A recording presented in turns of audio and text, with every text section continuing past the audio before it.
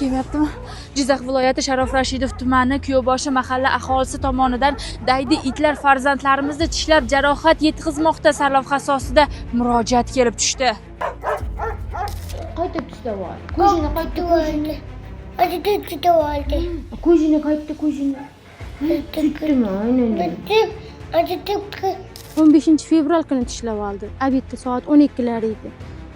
Uyda ustalamiz bor edi. Ovqat qilaman deb men opanglar chaqirib kel deb ko'chaga chiqaruvdim. Shu yerda urush qolgan. Ovsinimning qiziga oyog'iga tarmashgan. Keyin buni qo'lida non bo'lgan, buni qo'lida nonni olaman deb it bunga tarmashib qolgan. Qo'lini, boya qoshini, yuzini tishlab qo'ydim. Tishi ko'rinib turuvdi.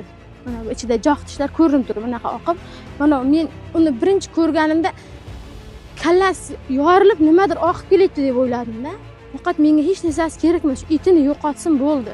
Qizlarimni 15 fevral kuni ko'chada itlar qo'rqitgan. Kichkina qizimni oyog'idan tishlagan, lekin jarohat yetkazmagan. Ishtonchasi yirtilibdi. O'shandan beri ko'chaga chiqa olmaydi, qo'rqadi. O'zimda ovsinim, shu kuchuk tishlab olgan bolani ayasi hamma joyga chiqib ko'rdi. Mahallaga ham chiqdilar, hokimiyat hech qayer qolmadi. Hammasi o'zidan soqit qilyapti. Meni ishim emas. Boshqa joyga boring deb. Qayoqqa borishni ham aytmayapti. Mening bolam it tishlagan. 3 haftalarda bitdi-yu joyi. Biz bolakayni tishlagan kuchuk kimga tegishli ekanligini aniqladik va u bilan suhbatlashdik. Umuman bosh qo'ymagan.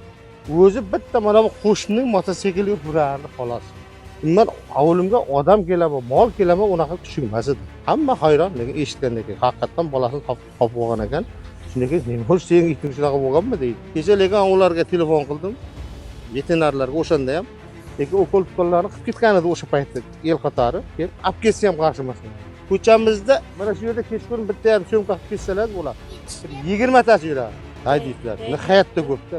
Men o'zimga ham o'tgan narsa tanmasdim. Biz murojaatni o'rganishimiz jarayonida Sharof Rashidov tuman obodonlashtirish bo'limining tegishli mas'ullari kelib, holatni bartaraf etish ishlari boshlab yuborildi. Assalomu alaykum. Alaykum assalom. Aholining daydi itlar bo'yicha murojaati o'rganildi. 3 yoshli bolani tishlagan itda chora ko'rildi unga. Olib ketilyapti. Qolgan dayditlarchi? Ish guruhimiz bilan kelganmiz. Kechgacha xudo xolasa bartaraf etiladi hammasi. Bugun kechgacha demak mahalladagi dayditlar bilan bog'liq muammo umuman bo'lmaydi, to'g'rimi? Shunday. Va'da bera olasizmi? Isroil.